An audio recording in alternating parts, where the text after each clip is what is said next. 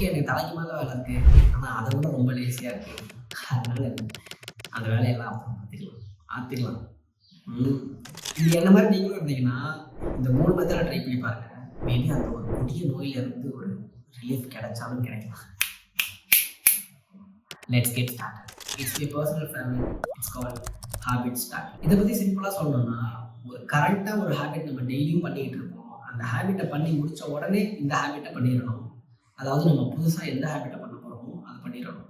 நான் எக்ஸ்பிளைன் பண்ணுறேன், உங்களுக்கு புரியும். இப்போ நீங்கள் ஒரு சூப்பர் மார்க்கெட்டுக்கு போகிறீங்க, ஒரு ப்ரெட் வாங்குறீங்க அப்படின்னு சொன்னால், நீங்கள் ஆட்டோமேட்டிக்காக அதுக்கு ரிலேட்டடாக மில்க் இல்லைனா ஒரு எக்கு இது மாதிரி வாங்கிடுவீங்க. நம்மளோட சைக்கிளே இப்படி தான் ஒர்க் ஆகும். நம்ம என்ன பண்ண போகிறோம் அப்படின்றது நம்ம ஆக்சுவலாக என்ன பண்ணி முடிச்சோன்றதுல இருந்து தான் ஸ்டார்ட் ஆகும். இப்போ நம்ம குளிச்சுட்டு வந்த உடனே நம்ம டவலை தூக்கி ட்ரை பண்ண போட்டுருவோம். ஏன்னா மேக்ஸிமம் எந்த ஒரு பிஹேவியரும் ஐசோலேஷன் மூடில் நடக்காது. நம்ம ஆக்சுவலாக என்ன பண்ணி முடித்தோமோ அதுக்கப்புறம் தான் அதை பண்ணிக்கிட்டு இருந்திருப்போம், நமக்கே தெரியாமல். இப்போ இதே ஸ்ட்ராட்டஜி தான் இப்போ நம்ம ஒரு புதுசாக ஒரு வேலையை பண்ணணும் அப்படின்னா, நம்ம கரெக்டாக இந்த வேலையை பண்ணிகிட்டே இருப்போம் இல்லையா, அந்த வேலையை முடித்த உடனே இந்த வேலையை பண்ணிடணும்னு சொல்லி நம்ம லிங்க் பண்ணிடணும். இதை தான் நம்ம ஹேபிட் ஸ்டார்டிங்னு சொல்லுவோம். ஏன் நான் இப்படி பண்ணணும் அப்படின்னு சொல்கிறேன் அப்படின்னா, இப்போ நீங்கள் ஒரு புதுசாக ஒரு வேலையை பண்ணணும்னு வச்சுக்கலாம். அதனால இத்தனை மணிக்கு இந்த டைமில் இங்கே பண்ணுவேன்னு சொல்லி நீங்கள் ஃபஸ்ட் ஸ்ட்ராட்டஜியை யூஸ் பண்ணாலும் அது ஒரு புது ஹேபிட். உங்களுக்கு ஸ்டார்ட் பண்ணுறதுக்கு ரொம்பவே கஷ்டமாக இருக்கும். 2 நாள் பண்ணுவீங்க, 3வது நாள் தூக்கி குப்பையில் போட்டுருவோம். அதனால நம்ம ஆக்சுவலாக பண்ணிகிட்டே இருக்கிற ஒரு ஹேபிட் கூட இதையும் தூக்கி பேர் பண்ணிட்டா நமக்கு அது ரொம்பவே ஈஸியாயிடும். அது எப்படின்னா, நான் சாப்பிட்டு முடிச்ச உடனே தூங்கிடுவேன், நான் காலையில் எழுந்திரிச்ச உடனே ப்ரஷ் பண்ணுவேன், மெடிடேட் பண்ணதுக்கப்புறம் காஃபி குடிப்பேன், இந்த மாதிரி சொல்லிக்கிட்டே போகலாம். இந்த மாதிரி நீங்கள் இந்த ஸ்ட்ராட்டஜியை நீங்கள் எப்படி வேணால் யூஸ் பண்ணிக்கலாம். இதோட ஃபார்முலா ரொம்பவே சிம்பிள் தான். ஒரு கரண்ட் ஹேபிட்டை பண்ணதுக்கப்புறம் கூடயே சேர்த்து ஒரு நியூ ஹேபிட்டை பண்ணிடணும். ஏன்னா நம்ம டெய்லியும் பண்ணிகிட்டு இருக்கிற ஹேபிட் அப்படின்றது நம்ம ஆல்ரெடி அந்த ஹேபிட் வந்து ஸ்டார்ட் ஆகிருக்கும். நமக்கு எப்பயுமே ஒரு விஷயத்த ஸ்டார்ட் பண்ணுறதுக்கு மட்டும்தான் கஷ்டம். அதை பண்ண ஸ்டார்ட் பண்ணிட்டோம்னா அது கொஞ்சம் ஃப்ளோவில் போயிடும். அதனால தான் நம்ம சில விஷயம் நமக்கே தெரியாமல் காலையில் எந்திரிச்ச உடனே இதை பண்ணிடுவேன், நான் சாப்பிட்டு முடிச்ச உடனே இதை பண்ணிடுவேன் அப்படின்னு சொல்லிட்டு இந்த ஹேபிட் ஸ்டார்டிங்கை யூஸ் பண்ணிக்கிட்டு இருக்கோம் நமக்கே தெரியாமல். அதுக்கு இதை நம்ம சம்மந்தமே இல்லாமல் கூட யூஸ் பண்ணக்கூடாது. நான் மதியம் சாப்பிட்டு முடிச்சதுக்கப்புறம் ஒரு 10 புஷ்அப் எடுத்துருவேன் அப்படின்னு சில்லியாக யூஸ் பண்ணக்கூடாது. கொஞ்சம் லாஜிக்காக யூஸ் பண்ணணும். கிரியேட் ஒரு ஓன் என்விரான்மெண்ட். இதை சிம்பிளாக புரிய வைக்கணும்னா, இப்போ ஒரு ரூம் ஃபுல்லாக சாக்லேட் இருக்குது, ஆனால் எந்த ஒரு சாக்லேட்டையும் சாப்பிடக்கூடாது. ஒரு கேமிங் ரூம்குள்ளே உட்காந்து ரீட் பண்ணணும், இதெல்லாம் ஃபாலோ பண்ணவே முடியாது. அதெல்லாம் ரொம்பவே கஷ்டம். That's why the environment matters. நம்ம எல்லாருமே நமக்கு எல்லாமே வேணுன்றதை மட்டும்தான் பண்ணுறோன்னு கிடையாது. நமக்கு தேவையில்லாததை கூட நம்ம பண்ணிகிட்டு இருப்போம். ஏன்னா அந்த என்விரான்மெண்ட்னால. இப்போ நான் ரேண்டமாக கிச்சன் போகிறேன் அப்படின்னு சொன்னால், அங்கே ஒரு சாக்லேட் இருந்துச்சுன்னா சாக்லேட் இருக்குன்னு எடுத்து சாப்பிடுவேன். பட் நான் வாண்டடாக அந்த சாக்லேட் சாப்பிட்றதுக்காக கிச்சனுக்கே போயிருக்க மாட்டேன். அதே மாதிரி தான் இப்போ ஃபுல்லாக ஃபுட் ஐட்டமாக இருக்குது, ஆனால் அங்கேருந்து நான் சாப்பிடக்கூடாது அப்படின்றதுக்கான சான்ஸ் எனக்கு ரொம்ப கம்மி. இப்போ அங்கே சாக்லேட்டே இல்லைன்னு சொன்னால் நான் அதை சாப்பிட்ருக்கவே மாட்டேன். இப்போ நம்ம ஒரு கோயிலுக்கு போனால் நம்ம சத்தம் போட்டு கத்திட்டு இருக்க மாட்டோம், மைல்டு டோனில் தான் பேசுவோம். இப்போ ஒரு பப்புக்கு போனோம்னா நம்ம இஷ்டத்துக்கு டான்ஸ் ஆடிட்டு இருக்கோம். இதெல்லாம் ஏன் நடக்குது அப்படின்னா, அந்தந்த என்விரான்மெண்ட் அப்படி. அங்கே உட்காந்து நம்ம மெடிடேட் பண்ணிட்டு இருக்க முடியாது இல்லையா. அதே மாதிரி இந்த என்விரான்மெண்ட்டை நம்ம எப்பயுமே குறை சொல்லிகிட்டே இருக்கக்கூடாது. நமக்கு பிடிச்ச மாதிரி அந்த என்விரான்மெண்ட் நம்ம அதை மாற்றிக்கணும் நம்ம ஒர்க் பண்ணுறதுக்காக. நம்ம என்விரான்மெண்ட்டை எப்படி டிசைட் பண்ணணும்னா, இப்போ ஒரு எக்ஸாம்பிள் சொல்லணும்னா, இப்போ நான் 1 கிலோ ஒரு ஆப்பிள் வாங்கிட்டு வந்து நான் ஒரு ஃப்ரிட்ஜில் ஒரு மூலையில் வச்சுட்டேன் அப்படின்னு சொன்னால் அதை நான் சாப்பிட்டுருக்கவே மாட்டேன். ஏன்னா அது என் கண்ணிலே தெரிஞ்சிருக்காது. இப்போ அதே ஆப்பிளை என் கண்ணு முன்னாடி ஃப்ரிட்ஜ் ஓப்பன் பண்ண உடனே வச்சுருந்தேன் அப்படின்னு சொன்னால் அதை நான் எடுத்து சாப்பிட்ருக்க சான்ஸ் ரொம்ப அதிகம். ஏன்னா அது எனக்கு விசிபிளாக தெரியுது எப்படி அந்த கிச்சனில் சாக்லேட்டு கிராப் பண்ணி சாப்பிடணும். அந்த மாதிரி இதோட சில எக்ஸாம்பிள்ஸ்லாம் சொல்லணும்னா, இப்போ நான் நைட்டு ஒரு டேப்லெட் எடுத்துகிட்டு தான் தூங்கணும் அப்படின்னு சொன்னால் அண்ட் பெட் கிட்டே என்னோடய டேப்லெட்ஸை ப்ளேஸ் பண்ணலாம். இப்போ நான் டெய்லியும் ரீட் பண்ணிட்டு தான் தூங்கணும்னா பெட் பக்கத்துலேயும் என்னோடய புக்ஸ்லாம் வைக்கலாம். அதே மாதிரி இப்போ நான் நிறைய தண்ணி குடிக்கணும் அப்படின்னு சொன்னால் என்னோடய டேபிள்லேயே என்னோடய வாட்டர் கேன்ஸில் ஃபில் பண்ணி வைக்கலாம். நான் அப்படி தான் பண்ணி வச்சுக்கிட்டு இருக்கேன். ஸோ இப்போ நம்ம சிம்பிளாக சொல்லணும்னா, ஏதாவது ஒன்று பண்ணணும் அப்படின்னு சொன்னால் அது நம்ம கண்ணில் தெரிகிற மாதிரி இருந்துச்சுன்னா அது பண்ணுறதுக்கான சான்ஸ் ரொம்பவே அதிகம். ஃபார் எக்ஸாம்பிள் நம்ம ரேண்டமாக போயிட்டு இருக்கும்போது ஒரு ஜூஸ் கடை பார்த்தா ஜூஸ் குடிச்சிட்டு போகலான்னு சொல்லி அந்த ஜூஸ் குடிச்சிருவோம். ஸோ இது எல்லாத்துக்குமே என்விரான்மெண்ட் ஒரு பெரிய ரீசன். அதை நமக்கு பிடிச்ச மாதிரி நம்ம செட் பண்ணி வச்சோம்னா நம்மளோட ஒர்க்குக்கு ரொம்பவே யூஸ்ஃபுல்லாக இருக்கும். So B a designer, design your environment because environment is matter. அதுக்காக எல்லாத்தையும் புது வீடு கட்டி பண்ணிட்டு இருக்க முடியாது. உங்களோட ஆக்சுவல் என்விரான்மெண்ட்டை தூக்கி ரீஅரேஞ்ச் பண்ணி உங்களுக்கு ஏற்ற மாதிரி மாற்றி வச்சுக்கலாம். எல்லாத்துக்கும் செப்பரேட் ஸ்பேஸாக ஸ்ப்ளிட் பண்ணிவிட்டு இந்த ஒரு இடத்துல இதை மட்டும் தான் பண்ணுவேன்னு சொல்லி மார்க் பண்ணி வச்சுக்கலாம். ஸோ நமக்கு அந்த இடத்த பார்த்தாலே அதெல்லாம் பண்ணணுன்ற மைண்ட் ஆட்டோமேட்டிக்காக வந்துடும். ஏன் வந்து இதை இப்படி பண்ணணும் அப்படின்னு சொல்கிறேன் அப்படின்னா, இப்போ நீங்கள் வீட்லேயே ஒர்க் பண்ணுறீங்க, வீட்லேயே சாப்பிட்றீங்க, எல்லாமே ஒரே ரூமில் பண்ணுறீங்க அப்படின்னு சொன்னால், இப்போ நீங்கள் லேப்டாப்பை ஆஃப் பண்ணாலும் உங்களோட ப்ரொஃபஷனல் சைடு ஆஃப் பிரெயின் வந்து ஆஃப் ஆகாது.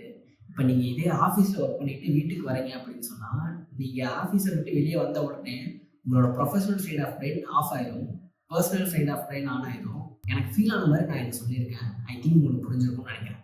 இப்போ நம்ம இதை கரெக்டாக ஃபிக்ஸ் பண்ணி வச்சுட்டோம் அப்படின்னு சொன்னால், நமக்கு நம்ம டேபிளில் உட்காந்த உடனே நமக்கு ஒர்க் பண்ணணும்னு தோணிடும், நமக்கு பெட்டில் படுத்த உடனே நமக்கு தூங்கணும்னு தோணிடும், நம்ம ஷூஸை மாட்டின உடனே நம்ம ரன்னிங் போகணும்னு தோணிடும். இந்த மாதிரி எல்லாமே மேக்ஸிமம் ஃபிக்ஸ் ஆகிடும். It is easier to build new habits in new environment because you are not fighting against the old shoe. So புது என்வரான்மெண்ட் இருந்தால் புது ஹேபிட்டை கொஞ்சம் ஈஸியாக ஃபார்ம் பண்ணிடலாம். Create a perfect plan. 2001 பண்ண ரிசர்ச்சில் என்ன கண்டுபிடிச்சிருக்காங்கன்னா, ஒரு பர்ஃபெக்டான பிளான் வச்சு அதை எக்ஸிக்யூட் பண்ண நினைச்சவங்க எல்லாமே பெட்டர் ரிசல்ட் கொடுத்துருக்காங்க. 2021 ஒரு 248 பேரை 3 குரூப்ஸ் ஆஃப் டிவைட் பண்ணி ஒரு ஹேபிட்டை பில்ட் பண்ண சொல்லியிருக்காங்க. அதாவது ஒரு வேலையை கரெக்டாக பண்ணணும்னு சொல்லியிருக்காங்க. First one control group, second one motivational group, and third one the super group. For எக்ஸாம்பிளுக்கு ஒரு எக்ஸசைஸ் ஹேபிட்டை வச்சுக்கலாம். அந்த ஃபர்ஸ்ட் குரூப் கிட்ட நீ எவ்வளோ நாள் பண்ணுறியோ அதை பண்ணுற எல்லாத்தையும் ட்ராக் பண்ணிட்டே வான்னு சொல்லியிருக்காங்க. அண்ட் அந்த செகண்ட் குரூப்புக்கு அந்த ஒர்க் அவுட் பண்ணுறதுனால அதுக்கான பெனிஃபிட் என்ன, அதுக்கான நல்லது கெட்டது இது எல்லாத்தையுமே ரீட் பண்ணிட்டு பண்ண சொல்லியிருக்காங்க. அதாவது அந்த ஒரு இன்ஃபர்மேஷனையும் ஃபீட் பண்ணியிருக்காங்க. And third one super group. இந்த குரூப்புக்கும் அதே மாதிரி ட்ராக் பண்ண சொல்லியிருக்காங்க, அந்த அந்த புக்ஸ் எல்லாத்தையும் ரீட் பண்ண சொல்லியிருக்காங்க. பட் அது மட்டும் இல்லாமல் நீ எங்கே எப்போ எப்படி எவ்வளோ நேரம் பண்ணுற அப்படின்ற கம்ப்ளீட் இன்ஃபர்மேஷனையும் கொடுக்க சொல்லியிருக்காங்க. ஸோ இதனால இவங்களுக்கு கம்ப்ளீட்டாக என்ன எப்போ எங்கே எத்தனை மணிக்கு எத்தனை நேரத்துக்கு பண்ணணும்னு கரெக்டாக தெரியும். என்னென்னு வளர்றேனே. ஓகே, இந்த ரிசல்ட் எல்லாம் பார்த்துக்கலாமா? இதில் அந்த first and second group 35 to 38% மட்டும்தான் ரிசல்ட் கொடுத்தாங்க. அண்ட் அந்த பெனிஃபிட்லாம் ரீட் பண்ண செகண்ட் குரூப்போட சேம் அமௌண்ட் ஆஃப் ரிசல்ட்டை தான் கொடுத்துருக்காங்க. That's why action matters. அப்படியே அந்த செகண்ட் குரூப் கொண்டு வந்து யாருமே எதிர்ப்பாங்க. அண்ட் அந்த தேர்ட் குரூப் 91% ரிசல்ட் கொடுத்துருக்காங்க. சொல்லப்போனால் அந்த ஃபர்ஸ்ட் அண்ட் செகண்ட் குரூப்பை விட டபுள் ட்ரிபிளாக ரிசல்ட் கொடுத்துருக்காங்க. அண்ட் இதுலேருந்து நமக்கு என்ன தெரியுதுன்னா, நம்ம ஒரு விஷயத்தை எங்கே எப்போ எப்படி எவ்வளோ நேரத்துக்கு பண்ண போகிறோன்ற கம்ப்ளீட் பிளான் இருந்தால் நம்ம அந்த ஒர்க்கை பண்ணுறதுக்கான சான்ஸ் 91% இருக்குது. சிம்பிளாக அவாய்ட் பண்ணுறதை விட கொஞ்சம் பெட்டர்னு நினைக்கிறேன். ஏன்னா இங்கே என்ன நடக்குதுன்னா, அது நமக்கு ஒரு அலாரம் மாதிரி. இப்போ 7 மணிக்கு நான் இதை பண்ண போகிறேன் அப்படின்னு சொல்லி பிளான் பண்ணி வச்சேன்னா நான் அது 7 ஆகிற வரைக்கும் தான் வெயிட் பண்ணுவேன். பட் 7 மணி ஆயிடுச்சுன்னா நான் எனக்கு அந்த வேலை இருக்குது அப்படின்னு சொல்லிட்டு போய் கண்ணை மூடிட்டு போய் நான் பண்ணிடுவேன். சிம்பிளாக சொல்ல போனால் யார் ஒருத்தர் பர்ஃபெக்டான பிளானை போட்டு வைக்கிறானோ அவன் பண்ணுறதுக்கான சான்ஸ் எல்லாரோட கொஞ்சம் அதிகம். அப்படி நம்ம பிளான் பண்ணுறதுனா நமக்கு எங்கே எப்போ என்ன பண்ணணும்னு எதுவுமே நமக்கு தெரியாது. நம்மக்கிட்ட இருக்கிற பிரச்சனையே என்னென்னா, நம்ம எல்லாருமே இதை பண்ண போகிறோம் அதை பண்ண போகிறோம்னு சொல்லிடுவோம். ஆனால் அதை எங்கே எப்போ எப்படி பண்ண போகிறோன்ற எதையுமே நம்ம சொல்ல மாட்டோம். அண்ட் இதனால நமக்கு என்ன ஆகுதுன்னா, அதை பண்ணுற அளவுக்கு நம்ம மோட்டிவேட் ஆகலைன்னு நினச்சிட்டு இருக்கோம். பட் அது ஆக்சுவலாக அப்படி கிடையாது. அதை பண்ணுற அளவுக்கு நமக்கு ரொம்ப கிளாரிட்டி இல்லைன்னு தான் இதுக்கான மீனிங். ஏன்னா அந்த ஒர்க்கை நம்ம பண்ணுறதுக்கு எப்போ ரைட்டான டைம் வரும் அப்படின்னு சொல்லிட்டு நம்ம வெயிட் பண்ணிக்கிட்டே இருப்போம். பட் பிரச்சனை என்னென்னா, ரைட் டைம்லாம் வராது. நம்ம தான் எந்த டைம் ரைட்னு ஃபிக்ஸ் பண்ணி அதை ரைட் டைமாக மாற்றி அந்த ஒர்க்கை நம்ம பண்ணணும். அந்த ரைட் டைமுக்கு வெயிட் பண்ணியே நம்ம லைஃபே போயிடும். இவ்வளோ நாள் போச்சு இல்லையா, அது மாதிரி நான் என் லைஃப்பை சொல்லுவேன். நான் சிம்பிளாக என்ன சொல்ல வரேன்னா, இப்போ நம்ம இந்த டைம் டேட்லாம் ஃபிக்ஸ் பண்ணி வச்சுட்டோம் அப்படின்னா நமக்கு சொல்கிறதுக்கு ரீசனே இருக்காது. ஃபார் எக்ஸாம்பிள் நம்ம இப்போ படிக்கணும்னு வச்சுக்கலாம்.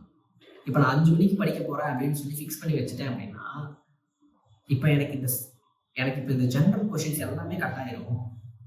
எப்போ படிக்கலாம், காலையில் படிக்கலாமா, ஈவினிங் படிக்கலாமா, இல்லை நைட் படிக்கலாமா, இல்லை நாளைக்கு படிக்கலாமா, இந்த மாதிரி இருக்கிற எந்த கொஷினுமே வராது. ஏன்னா இப்போ நம்ம ஆல்ரெடி ஒரு டைம் ஃபிக்ஸ் பண்ணி வச்சுட்டோம், நான் இத்தனை மணிக்கு படிக்க போகிறேன் அப்படின்னு சொல்லி.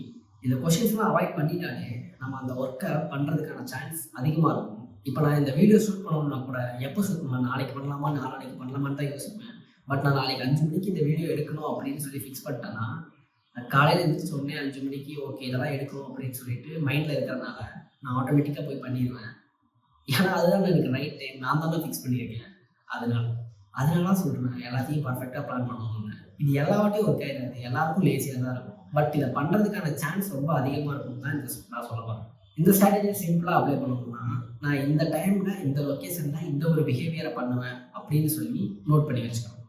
ஃபார் எக்ஸாம்பிள், நான் 10 மணிக்கு என்னோடய ஹாலில் உட்காந்து மெடிடேட் பண்ணுவேன். நான் 6 மணிக்கு காலையில் எழுந்திரிச்சு படிக்க உட்காருவேன். நான் 5 மணிக்கு ஜிம்முக்கு போய் ஒரு 1 மணி நேரம் ஒர்க் அவுட் பண்ணுவேன். இந்த மாதிரி சொல்லிக்கிட்டே போகணும். திரும்பவும் இந்த ஹேபிட்டை நாளையிலேருந்து பார்த்துக்கலாம் அப்படின்னு சொல்லி திங்க் பண்ணாதீங்க.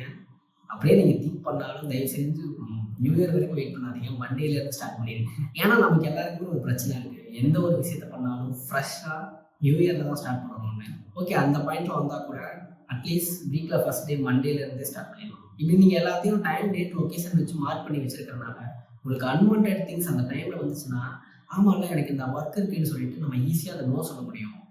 அப்படி இல்லைன்னா இந்த ஒர்க்கை அப்புறம் பார்த்துக்கலாம்னு சொல்லிட்டு நம்ம தேவையில்லாத ஒர்க் பண்ண போயிருப்போம்.